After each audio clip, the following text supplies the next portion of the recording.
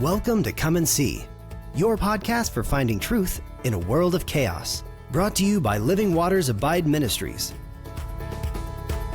With host and founder, Richard Case, and co-host and retreat leader, Kathy Ricconi. Join us every weekday at this time to discuss news, spend time in the Word, and receive answers to your personal questions about living life in God's truth. And now your host, Richard Case.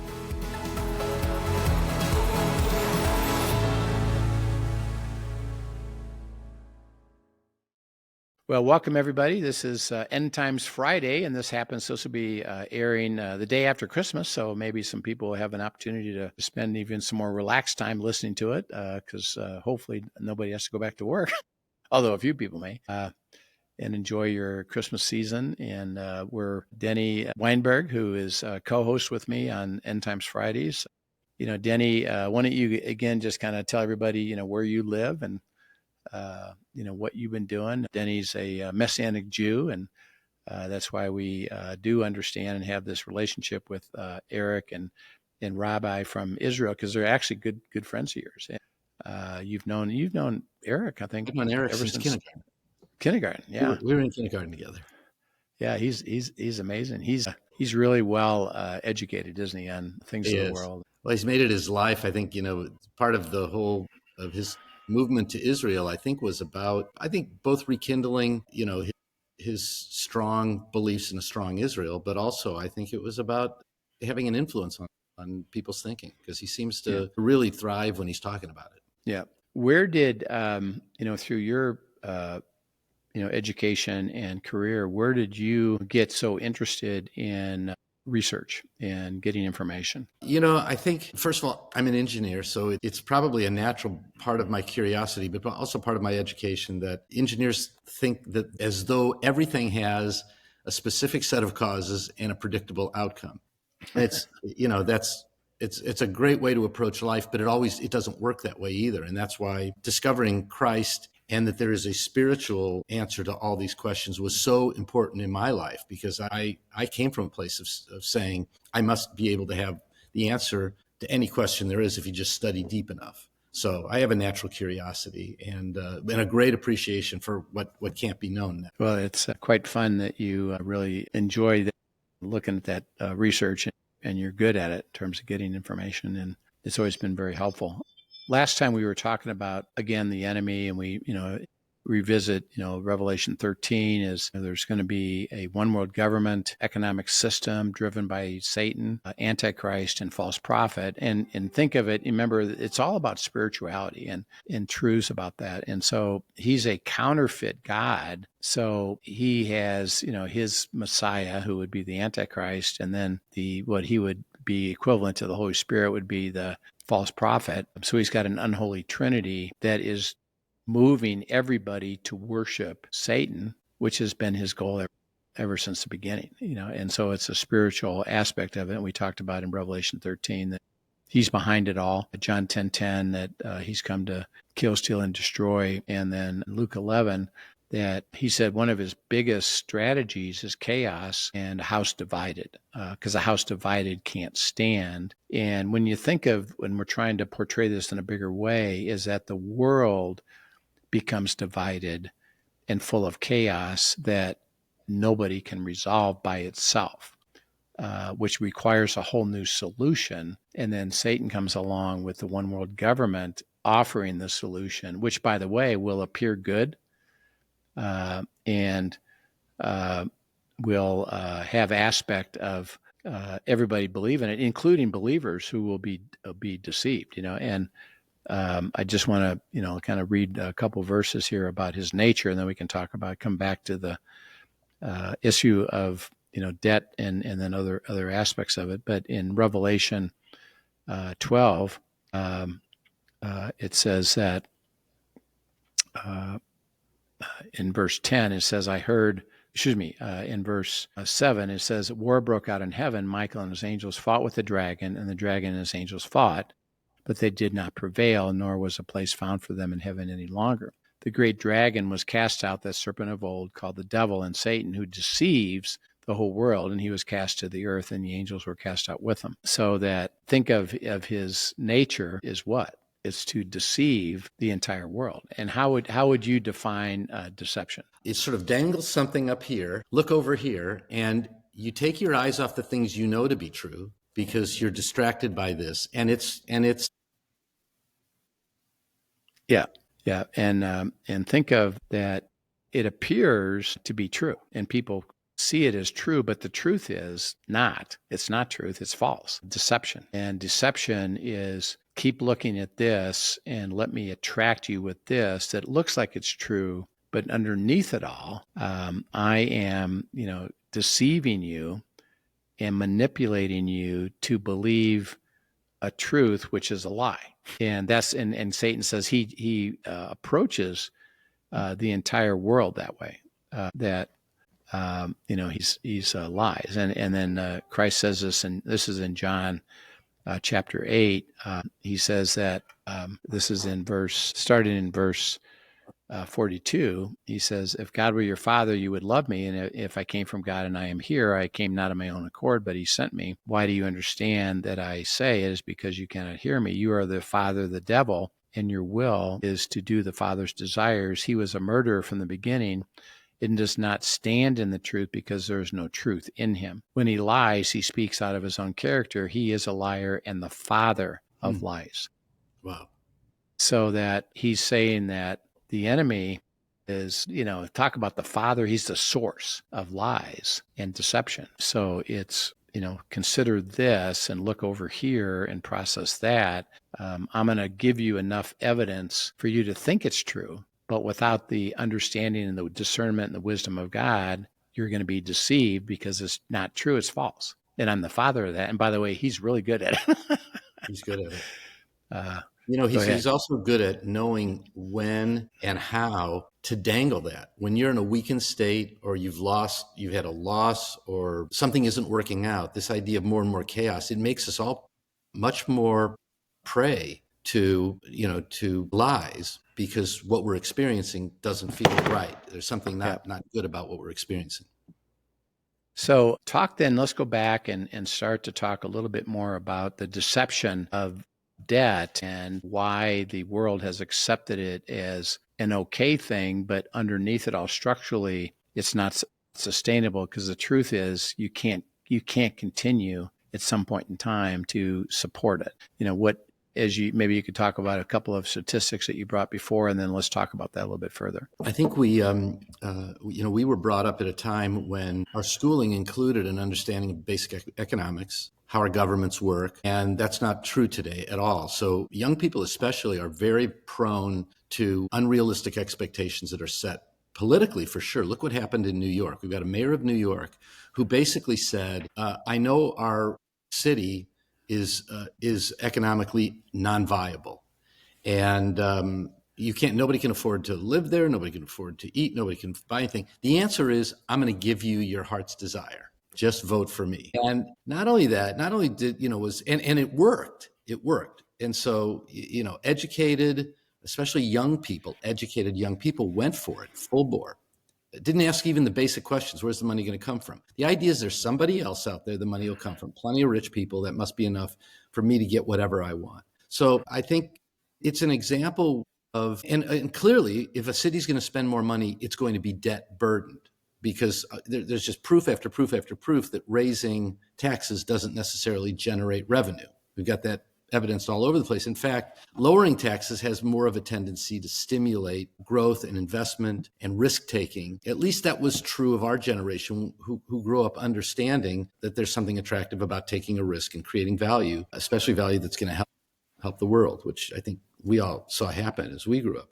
But that's an example, a very local example, where not only did people go for the idea I can get something for free, but people who had other interests, like Jews in New York, the largest population in the world outside of Israel, decided to vote for somebody who was anti-Israel. It just blew my mind. But the idea was that, here I'm dangling freebies and everything will be okay. And people left their senses. And I'm sure a lot of people who didn't have a very strong spiritual center didn't have to give anything up there. And they're just going for it. This is happening all over the world. We saw Venezuela, basically one of the strongest economies in the world, destroyed in just a few years over the same kinds of claims. And, it begins with governments having both the ability to spend money that has to be borrowed and their ability to convince people that it's okay. Yeah.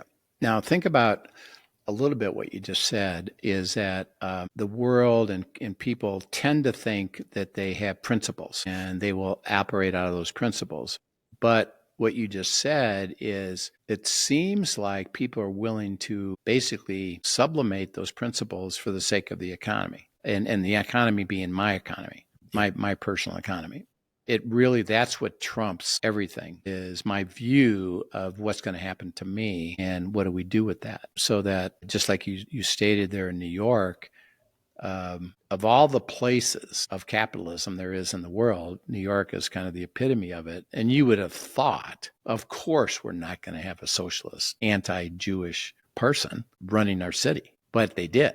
Okay, why? And you said it. Well, because particularly young generation and middle class and lower class, they are at a point, and this goes back to we want to talk about the debt, is that they can't sustain living there anymore. And they don't see any hope, even with a quote capitalist system, because of the structure of it, the debt load and what's happening and the prices of housing and the prices of automobiles and the prices of food. We can't exist. So why not? Let's go protect ourselves and vote in somebody that can take care of us. Now, think about, and I'd like you to talk about this, Denny, where's the deception of that thinking?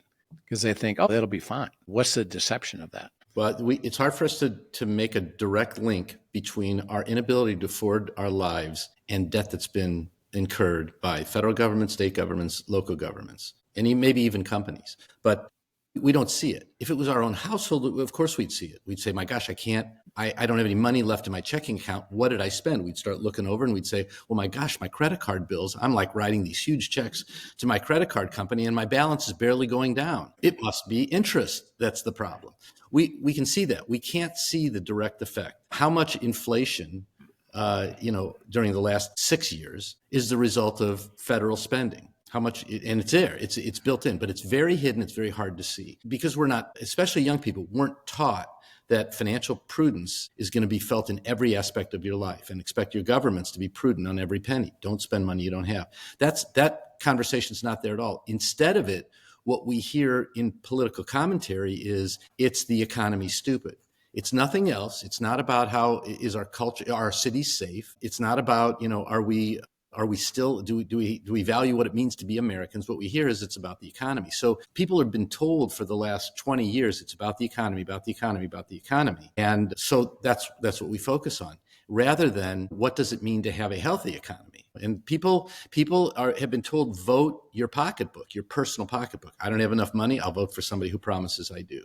And I think people of our generation don't fall for that as easily because we've seen it really down economies. We've lived through some really bad economic crashes, and these young people haven't. They lived through 9/11, but it didn't have the same personal economic effect on them. They somehow lived through the COVID crisis and came out of it feeling like something good happened for them. I don't have to go to work every day. I can work from home.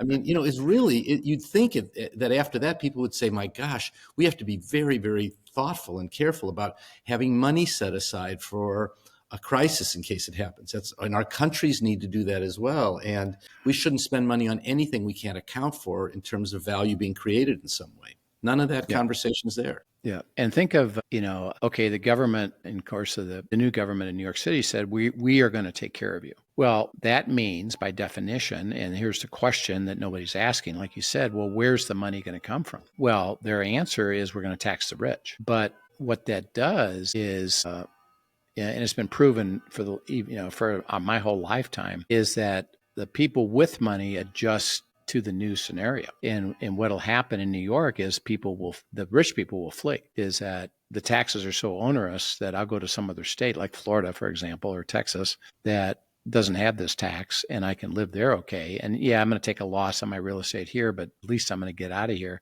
And partly because of what happened with COVID, I can maintain my company or maintain my jobs and I just live in a different place. And so the deception is that even his solution of providing for everybody isn't really sustainable. So by definition, that's going to collapse too. So here's what I see about it is I think it's a giant test to see if people will respond to the thought of if I could solve your economic situation, really, you would vote for me or you would accept it.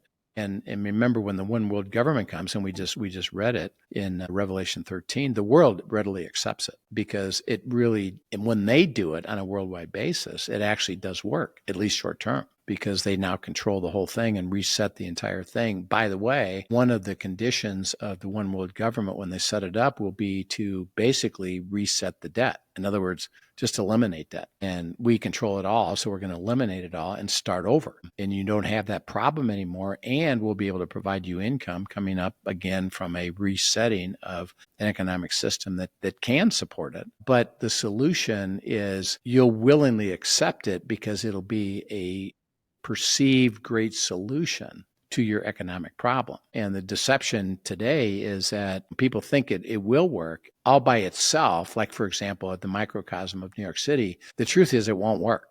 It'd have to be global.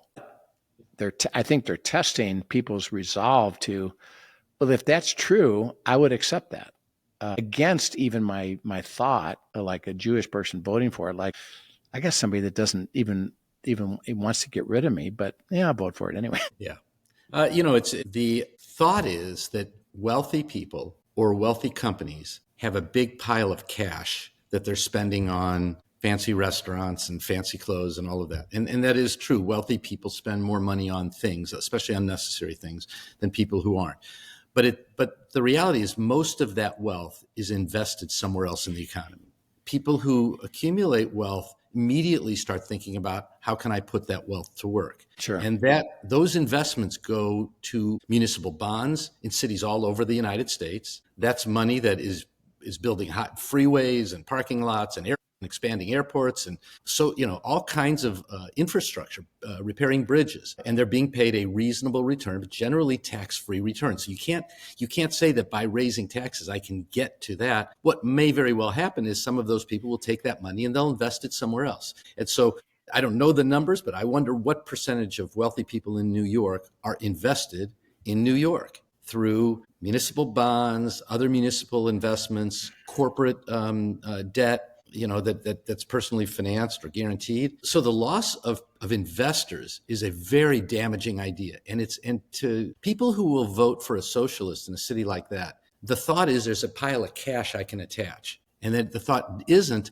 I'm going to demotivate investment in the city that I want to see improved. And that's what will happen. That money will leave the state, not just because the person moves and takes their stash with them. It's because people might continue to live in New York and invest their money in other states that have a better promise of a return. What, as you look at this statistics you gave about the debt that's not sustainable on a worldwide basis, what do you see as the implication of that? Because right now the deception is it doesn't matter.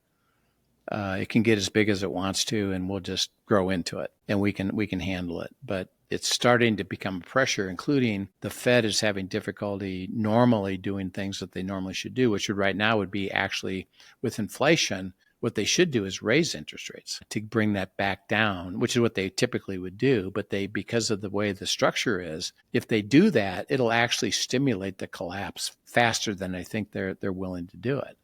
Because structurally, if they do it, that means all of the interest payments by the governments are going to overwhelm them. So what do you see as some of the implication as to, are we approaching and maybe it's a purposeful, but are we approaching a crisis point of the worldwide debt, and what should we watch for in that regard? Yeah, I think if it's true that 10% of the worldwide debt is U.S. debt, and yet the United States is most of the worldwide economy, it's probably between China and the United States, it's probably 2/3 of it.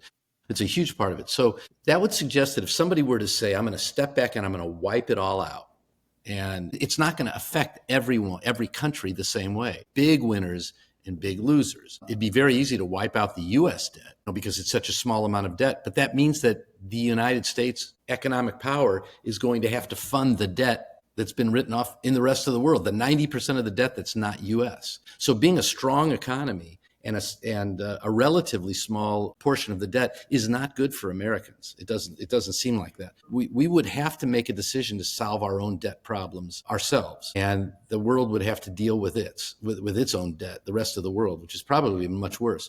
What I hear is arguments that say, well, we should be more like the rest of the world. They're much further in debt than we are. We can almost pay off our debt. We can't, but we can almost pay it off with our annual gross domestic product. The world passed that, that point years and years and years ago. The idea of growing our economy with a mandate that we will pay our debt down, which some have been talking about for many, many years, still seems like it's part of the answer. We have to reduce our debt. And even the current administration is not necessarily saying that. They want to refund money to taxpayers, probably to help with the next set of elections. But the debt's not sustainable once it exceeds our GDP, and we're getting really close to that if we're not already there. Yeah. And the magnitude of that worldwide is that, particularly like Europe that is semi-socialist, they're already in deep trouble in terms of being able to sustain their economies, and they're having really difficulty. Interesting enough, China's having trouble. Russia's having trouble. The world is pushing up against this magnitude of debt that they can't sustain. And, the question is, maybe it's purposeful to get it to that point so that it has to require a one world solution, not just the United States or even just a country, but rather if everybody does it, then everybody starts over and everybody says, I'm willing to do that because it solves the problem. Yeah. And it does, for somebody who would view that as the only effective solution, they can't take a local country view because the winners and losers will be awesome. I mean, who knows at the end of that, once those deals are made to to settle debt between and among 270 countries who all owe each other money and have all these other, trade-related deals, all of that gets recast. Who emerges and who disappears? And the United States runs the risk of disappearing as an economic power. For me, that would be terrible because of all that the United States has done for the world. I suspect people who vote for a socialist for mayor of New York could care less what happens to the United States. Yeah, and maybe because we know in the end that it looks like the United States is not a major factor. And maybe that's part of it, is that they willingly give it up because it actually benefits the people who are going to be the recipients of that without a care about really the vibrancy or the importance or the significance of the economy anymore. It's just, hey, we get our problem solved, So it's an interesting thought. Well, and when we get back together, one of the other interesting things to talk about, as you said that, is we're looking today at the time we're recording this at this horrible development in Minnesota. And that somehow in the name of taking care of freshly minted immigrant community, billions, maybe at least $1 billion, maybe billions of dollars were stolen from the residents of that country, promised to go to social services, and they went to basically build terrorist networks in other countries. Yeah. How did that happen? Would that have happened under a capitalist? Would that have happened in a state that, had economic discipline? Or does that only happen in a place where the sort of the blind, drive to give money to others, is the approach? Yeah. And particularly money they didn't have. Didn't have, right. Well, thanks, Denny. And we'll pick this up again as we process this further about the chaos and what's stimulating this and what the outcomes might be. As we think about looking at 2026, maybe next week we can talk a little bit about some of the other factors that are happening, and then what would be our thought about how do we approach 2026 as a believer to seek God's wisdom, knowing that these chaotic things are happening and being put in place. And we can talk a little bit about the Supreme Court is going to rule on the tariffs, which will have an impact all by itself. Either way, interesting enough, because remember, the enemy's goal is chaos. It's not. He doesn't really care about the result of the immediacy. It's about it stimulates chaos. So, Heavenly Father, we thank you for giving us a clarity that the enemy is a pure deceiver, the father of lies, that he deceives the whole world. And we just pray that the only way to counter deception is to stay with you and receive truth, to live in that truth, to know how you give us discernment about what's going on, not to be deceived, but rather to see you, which we all ultimately know there'll be deception about the mark of the beast that will look like it's really a good thing. And maybe even people say it's of you, and deception is it's not, and you want us not to take the mark of the beast. So we just pray that we'll have some wisdom and clarity about that as we process these things. And thank you in Christ's name. Amen. Denny, have a great week. And people, if you have any questions about what we're discussing and would like to have some further clarifications, we'd love for you to send questions at abideministry.com, and we'd love to talk to you. And so, Denny, have a great holiday, and we will talk to you next week. See you then. Okay. Thank you for joining us for today's episode of Come and See, your podcast for truth in a world of chaos.